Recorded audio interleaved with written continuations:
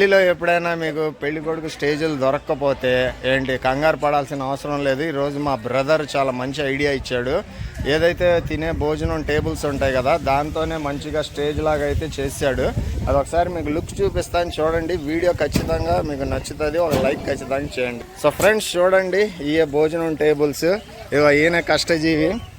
ఏంటి సింపుల్గా స్టేజ్ అయితే వేసాడు అనమాట. ఇక్కడ పెళ్లి కొడుకు స్టేజ్. ఇప్పుడు ఈ కింద ఎలా ఫిట్టింగ్ అన్నది నేను మళ్ళీ తీయాలంటే కష్టం. మీకు ఇటే లోపల నుంచి చూపిస్తా.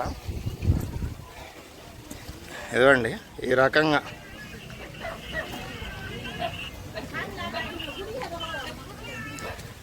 సో ఈ రకంగా స్టేజ్ అయితే తయారైపోయింది.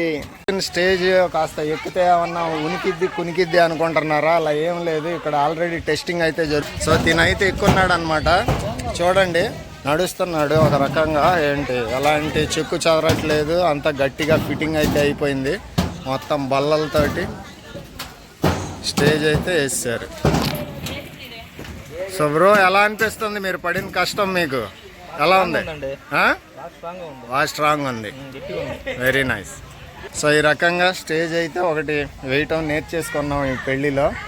ఏం బాధలేదు, మస్తు స్టేజ్ పడింది. ఫ్రెండ్స్ నెక్స్ట్ చూడండి, పెళ్ళికొడుకు గారు అయితే ఎంట్రీ ఇచ్చేసారు. ఇంకా తను తీసుకొని వచ్చి ఆ స్టేజ్ పైన కూర్చోబెడుతున్నారు. ఆ స్టేజ్ పైన బెడ్షీట్ వేసేసి దానిపైన పరుపు అయితే వేసి దాని మీద కూర్చోబెట్టడం జరిగింది.